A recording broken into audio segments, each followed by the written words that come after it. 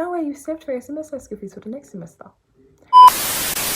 Hi guys, welcome back to my YouTube channel. So in today's video, I'm going to be sharing with you how you can save enough money to pay for your semester school fees as a student in Australia.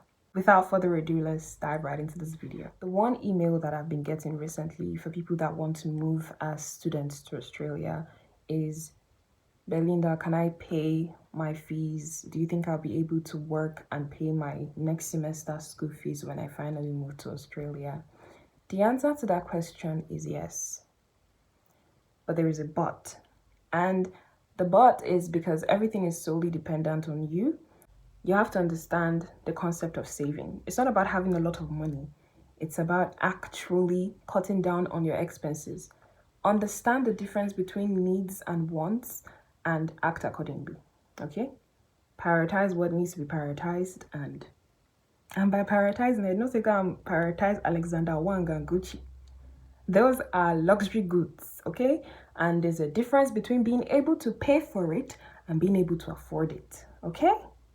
Now, the first thing that I want to say here is, I have said a lot of things, but the first most important thing that I want to say is, from this video that I posted, someone commented and made some corrections. The person mentioned that July to June is the financial year. So July of this year, the financial year started, and it's going to be ending June of next year. And the tax return, individuals that are working can lodge their tax return in the month of July next year or the month of August. That's one. Number two, the 11% superannuation that I spoke about in this video is not paid as is not paid from your salary. It's not that they take out the 11% from your salary. They pay it on top of your salary. Your employer has that obligation. Yes, that obligation, that duty to pay that 11% on top of your salary. So you're getting your salary different, and then you're paying the 11%. To your trust. Kinjikwa? Okay, so the next thing that this person corrected me about was that, it's not really a correction, but I think he just stated it. He said that if we leave Australia permanently, then that's superannuation that is being set aside for our retirement to be given to us. If you're leaving permanently, if you know you're not going to be staying here, then your money goes to you. About driver's license, some states would allow you to use it for 6 months. What I've heard sometimes it's that there are some states that will allow you to use it for even close to a year. But after that year is up, make sure that you have that state's driver's license. So it's this whole driver's license thing is just specific to state. So let's get that one out of the way. Now let's get right to this video. Everything I'm going to be saying will be subject to the kind of work that I do. I'm a support worker in disability. Let's get that one out of the way, okay? And support work pays a lot of money.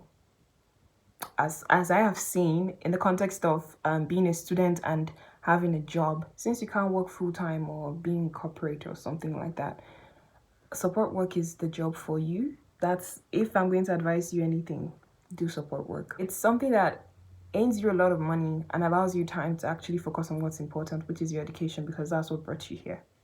You have to be making good grades. Okay, so let's say a fortnight. This is going to be just a round thing. I'm going to try to break down how the rates go. I'm going to be using my payslip, but not exactly my payslip. Like, I'm not going to, how do I explain this now? I'm not going to put my payslip on the screen, but I'm just going to show you just an example of what it should be like. Although these figures are not what I'm aiming. These figures do not relate to me in any way. I'm just giving you an example, okay? So, but you can aim for, in support work, you can be earning anything from $29 to $60 per hour as a casual worker. I'm going to make a video on how you can get all of the certification that you need and everything that you need to get ready to become, to apply to get the job as a support worker. But in this video, I'm just going to be showing you how you can save money when you are earning. Then you already have a job, but like when you're doing support work. So let's say you're earning $40. Now, I just like to show you something. You don't earn the same amount on different days of work. In Australia, you don't earn the same amount. Let's say you're earning 31 daytime weekday. On a Saturday, you could be earning 48 or something around the lines of 48, 45. And then on Sunday, you'll be earning like 56, 60. It's called penalty. They are making you work on the days that you're supposed to be chilling. So by right of fair work and all, like it's an act in Australia. Like you, the employee, has the right to earn that amount from the employer if they are going to assign you a shift on these days, Saturdays and Sundays. You earn more than you would earn on the regular weekdays, Monday to Friday. And you also earn different when you work nighttime shifts. Does that make any sense now? Great. We're going to come down to the calculation part, but this part I'm just giving you a rundown of what can actually happen, and I'm going to be putting things on your screen to show you that this is not all made up stuff. This is actual, like it's actual. I've done my actual research and I work in support work, so I cannot be giving you fake news. Okay. Now another thing, since we are foreigners, we cannot claim the tax-free threshold in Australia. We have to pay taxes, right? So I'm going to give you an explanation. According to my calculations here, if you're earning around $1,700, right, $200 is tax. So you're getting 1.5, right? 1.715 is what you're getting. We've spoken about jobs that you can do that would help you earn a lot of money. Support work, that's number one. So the support work could either be in disability, in aged care, or youth work, taking care of teenagers and children. Now, number two, we've talked about how the payments range, how different the payments are. Third thing that we've talked about is taxes, how you get taxed. Now I want to talk about cancellation, client cancellation. Under the Fair Work, Government of Australia, the client cancellation under social, community, home care and disability states that you pay the employee the amount that they would have been paid if they had worked, or you give the employee make-up time. If a cancellation happens, they pay you. They could pay you maybe 2 to 3 hours. If it was a 6-hour shift, they could pay you like 2 hours of it or 3 hours of it. So you get paid regardless, you understand? And they're supposed to give you a heads up 24 to 48 hours ahead that, okay, Belinda, don't come into work, or this client won't be available tomorrow. Don't worry, we're going to pay your cancellation fee. But if you miss the shift on your own, you don't get paid, you get queried. But in the case of cancellation, you get paid. If you work 5 hours shift at a stretch, you get paid breaks. And we're going to talk about the places where you can actually find these jobs, these support jobs, okay? Somewhat just like the other video, JORA, Seek, Indeed, and care.com. There's probably a lot of them, but I'm just mentioning the 4 that I have actually used. And yeah, if I find out more, I'll just link them in the description box below. We're down to the money saving part, how we can save money as students in Australia. It is the hardest thing to do, but it is not impossible, right? Now, so many factors can affect your ability to actually save up for your next semester school fees or for your semester school fees. Now, one thing is your fees. We have to factor in your fees. You have to think about your fees. Number one, if you're in those kinds of schools where they're paying 47,000 per year, it cannot work. 23,000 cannot work per semester. Cannot work. As I sit right in front of you now, I'm telling you now, that kind of school fees can't work. It can't work. Me now, the school I go to, my school fees is specific to the course that you're studying, but my school fees is 24, right? Per year, so per semester is around 11k something. It's not even up to the kind 24. If you're paying that amount of school fees like me, then you can actually afford to make that amount of money to cover up your tuition fee. But if you're in a school where you're paying 23 per semester, you can't do it though. If you're going to work, you have to work that 48 hours. Even if Except you're paying, you find a job that is paying you $1,000 per hour. Because let's be honest, I won't lie to you. Don't go to the expensive school and be thinking you can. Belinda said you can. You cannot though. You ain't You can't. No, if your school fees is within 12K max, maybe 13. Maybe 13. Because I'm looking at the time frame. We're looking at the 48 hours, right? It just can't work that way. With that 48 hours, you just can't pay a lot of school fees with that amount of work that you're allowed, with that amount of hours that you're allowed to work. And it's nobody's fault. It's okay. It's not your fault. It's not mine either. But we have to understand that we need to cut our coat according to our size. Find schools that are in regional areas, right? I'm in a regional area. That's why the school fees is like this. Because I looked at other schools. There was one I saw 47 per year. I was like, how? Who is going to pay? You know? So if your school fees is within the 20 something per year, and then it's 11, 12, 13 per semester, we can work with that. But if it has entered 19, it have entered 20s, getting to 20 something, you need to ask yourself, myself, can I even pay this money? You have to think about, I'm not trying to discourage you, I'm just trying to tell you exactly how it is. You cannot put your studies aside and focus on making money for the school fees to pay for that studies that you set aside. It doesn't work that way, because that study is what put you here in the first place. So you see how it's not going to work? After you've made sure that the school that you're going to is not expensive and you're finally here, if you are we are outside, you have to cut down on your amount of being outside and be inside sometimes. The only time you should be outside is when you have to go to work or school or church if you're a Christian, or mosque if you're a Muslim, or anywhere. Just don't be outside spending money. Number 3, cook your own meals. If there's anything I was saying about this whole thing, cook your own meals. I'm not saying don't eat out though. You can, but don't make it your everyday routine. And if you're someone who cannot control it, once you buy food outside, it's something you have to constantly keep doing. Just cook your food. In fact, I'm against it. Cook your food. Shane nigga, don't buy food outside. Don't buy food outside. That's number 2.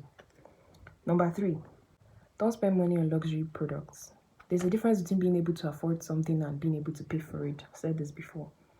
Don't. If you start taking away from your savings, oh yeah, it have happened. So, number 3 thing I'm going to advise you, make sure that you have 2 bank accounts. There's rice at home. To be an adult in a different country is to understand that you understand why your parents said it's rice at home, because there truly is rice at home. As you're working as a student 48 hours a fortnight and you find a high-paying job, I don't think it makes sense for you to have 2 jobs. This is why I feel like it doesn't make sense, especially if your job is paying just around the same amount. If you already have one that is high-paying, I don't think you need 2 jobs. For example, if you're working one job that is paying $30 and the other one is paying $30, 2 of them together is 60, but you're only allowed to work 48 hours. How does it make sense? Just, I don't know, make sure that one job that you have is giving you that 48 hours and you have the 30 that you want. It's not double money. It's the same amount. It's the same. You're only splitting hours between the 2 works. You're only stressing yourself. And if you don't have a car, the amount of money to commute to one place and back to your house, you're spending a lot of money. And God forbid the place that you're actually working, the bus does not go there. You have to Uber yourself. Because you cannot be trekking all the time. Even me self that used to trek sometimes, I do. Trekking is not good. Don't. There's no need to have 2 jobs. Just need one that pays good, and that's it. When you can finally work full-time, you can have 2 jobs. You understand? You won't feel that effect because it will make sense then, because you're allowed to work more hours. So you can decide, work this one during the daytime. In the nighttime, you do Uber. That's when 2 jobs will matter. But in this context, you're not allowed. So what difference does it make? Okay. Now, there are some things I did not write down, but they're coming to mind, so I'm just going to say it. Make sure that you don't have anybody that you want to impress back home. If you do, start demolishing that thought now. The people that are abroad that used to tell you that it's not easy abroad. It's not because it's not easy abroad. It's because they know how they have had to change their lifestyle for it to be even a bit easy for them. Things work here. It's great. You have that job, you have that opportunity. But if you do not change your mentality, you won't be able to, it just wouldn't work out for you. Don't waste your time trying to impress anybody back home. They don't matter. And even those that matter, they don't mind. Don't say, Chukwebuka did not trust that I could make it. I have to show Ebuka that I make it. By the way, Chukwebuka is my brother's name. So shout out to you, Ebuka, if you're watching this. Don't try to impress any Chukwebuka. Chukwebuka does not care. Coming down to the calculation part, okay? So now we've said, let's say your school fees is 11,000, and normally schools go from, like, my school went from February to June and July to November. It might be different for you. Maybe you're doing trimester or whatever, but whatever you do, don't do trimesters. I think they go by really, really fast, and the next thing you know, you have to pay school fees. So allow yourself enough time to come up with your fees. So we have 4 months. In a month, you get paid twice, which is every fortnight. So in 4 months, you get paid 8 times. Now let's see how much you can save in 4 months if you're earning, let's say, $40 per hour. And as a student, you're allowed to work only 48. I'm doing maths. That's why my eyes are down. So 40 times 48 is equals to 1,920. So let's say they actually tax you like 250, right? 250 out of this, you would have 1,670. So this is for a fortnight. So we're assuming that you're working only on weekdays. If you're working on weekends, obviously, and maybe that Sunday you work like an 8-hour shift, the money will be more. But we're just using weekday calculations, okay? When you multiply that by 2, that will give you how much you're going to be earning in a month, which is $3,340. Now, let's take the fortnight amount, 1,670, right? You have to buy groceries. So if it's just you, you're going to be spending anything from, say, $150 to $180, depending on what you buy. And this amount is for a month, okay? This groceries that you're buying is for a month. So better know how you're writing your grocery. Don't go and buy butter, everything butter, $150. No. So this amount is for a month, okay? This $150 that I'm setting aside. So you have 1,520 left in a fortnight, but you already have groceries to eat for the month. So your next fortnight's pay is not going to have grocery amounts to eat. So that one is down the drain, right? Now you have rent to pay, weekly rent. As a student, you probably would pay around 100 to 200. Depends on where you're staying, no? Depending on where you're staying. It might not be that, it might not be up to 200. Some places, it might be like a max of like from like 100 to like 180. But we're going to talk about rent in a different video soon. But for now, I'm just giving you a rough estimate, right? So let's say you pay 150 where you're staying, right? Per week. It's a weekly payment, but it doesn't mean that you have to pay it every week. You have to pay it, you can pay it 2 weeks up front, a month up front, no one cares, but it's charged weekly though.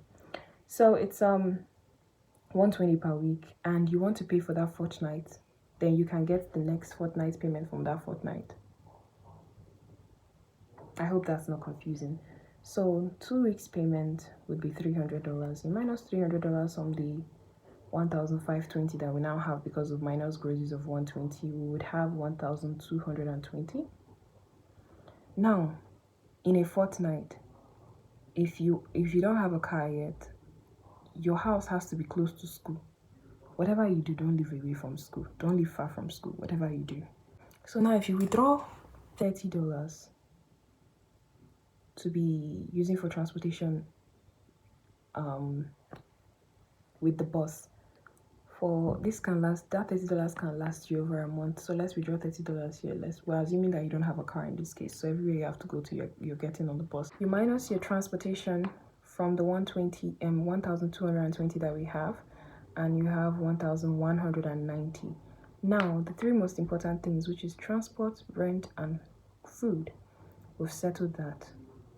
Apart from your fees, there's nothing that comes up in school that you have to pay for. I've finished 1 year of study and they've never been a day when they called me, you have a standing payment, you have to pay for printing. I think everything is pretty much included in the school fees, or so, I don't know. I've never printed anything in school anyway. I've had to submit all my assignments online, so I type with my laptop and do what I need to do. And yeah, and with the rent, right, you live in a place where everything is kind of included. Not kind of, literally included. Everything is included where I live. Water, electricity, the fridge I use, the bed I use, Wi-Fi. Now we have 1,190, right? After we've removed transport, we've removed rent, and we've removed groceries. Let's minus what's important, which is internet. Now I know that you might live in a place where Wi-Fi is pretty much paid for, but at the same time you leave your house, right? So if you leave your house and you have to go somewhere, and if you're working, you probably have all those apps where you guys have to clock in and clock out, so you need data on your phone. We're going to minus that from the amount of money that we have. So we'll minus, say, $30. If you're using different network providers, they might have different amounts that is charged for their monthly internet packages or like subscription packages, but that's besides the point. Now if we minus it from 1,190, we have 1,160. Now everything, every necessity, everything that I feel like is a necessity is out of the way, right? So we can now set aside $50 for our shopping, for our clothes or shoes shopping. $50 a fortnight. I'm just saying, you can set aside $100. That's on you. But I think 50 is the most important thing. Also, buy things from stores that don't really cost so much. We're coming to that. So 1,160 will minus $50 to set aside for the fortnight shopping whenever you want to go shopping, right? So now we have $1,110.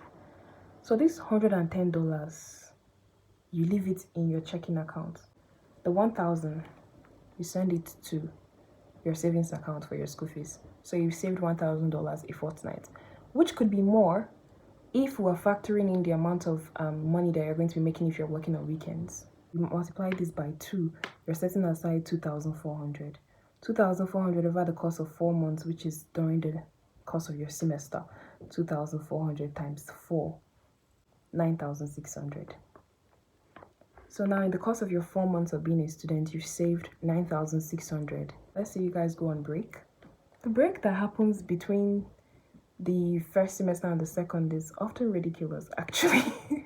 I say often ridiculous, it's not long. In that holiday, you've probably you're going to make a fortnight's money from that holiday. But that fortnight, the good thing is that you don't have to work for 48 hours only. So you could have worked a longer amount of hours, and who knows, if you worked up to 80 hours, you would have rounded off this 9,600 to even a 14K. That way you saved for your semester school fees for the next semester. But if you don't cut down on your expenses, there's no way for you to do that. And if your school fees costs like 20K and thereabouts, there's also no way for you to do that because there are restrictions on the work. 15 is per semester, it's like the max, or like 16. You know, like I feel like that's something that one can actually make if they know what they're doing. But if your school fees is about 20 something, and also when you're in a place where the standard of living is higher because it's a city, all your expenses is just high. Note that this thing now that I just did, this is not my salary in any way. This was just an example that we did, right? And this is in connection to where I live and where I go to school, the regional area. Whatever you do, choose the regional areas. The The prospects are endless. It helps you save enough money because you don't have to spend high or ridiculous amounts on food and other things. And you've seen here one too many times that there are places that actually give groceries. So if you're getting groceries from those people, you're probably going to be spending less than the 150 that we wrote down. You have to find out if your school does the thing where they give free groceries, or if there's somebody who runs like a charity organization and actually gives this thing out to people for free. You can just go there and pick up groceries and help yourself cut down on expenses and the money that you spend on groceries. These are things that you take into consideration. There's no need to be like, but I can afford to buy the groceries. We can all afford to buy it. We can well afford to buy it, but you don't have to ignore the fact that there's actually help and that you actually do need help. It might not seem like a lot. 150 is fair for a month. It is. But if there was a way to reduce that 150, please take it. Thank you. Anyways, I hope that this video made sense in some way. I've been meaning to make this video for a while now, but I haven't had the time. But now that I do, I am glad that I finally did it. And I just want to let you guys know that if there's any other questions that you have that I can answer with a video, I felt making it extensive like this would get you to understand the bigger picture. Just explaining it to you might not exactly work. But I felt if I sat down and I reasoned it from my own viewpoint, I'll be able to point out how you can do that by yourself as well. So yes, this is a way for you to save money for your semester school fees as you live in Australia. There might be some necessities that I sidelined and just talked about the most important things, because these things I mentioned are the only things I truly ever spend money on here. Not even gonna lie. Transport, rent, food, and internet when I have to be outside. That's all. Make smarter decisions, plan well, and you'll be able to work everything out. With God, everything is possible. But you as a human being, you have to try to make wise choices. Okay? Well, that brings us to the end of this video. Let me know in the comment section what you think about this video, if it's helped you in some way, or if it's going to be helpful to you. And also let me know what other kinds of videos or what other thing you want me to sit and discuss or talk about, because trust me, I would sit down, do my research, and come back to you. It is my absolute pleasure. Thank you so much for watching. I'll see you in my next one. In the meantime, stay happy, stay healthy, and stay wealthy. Bye.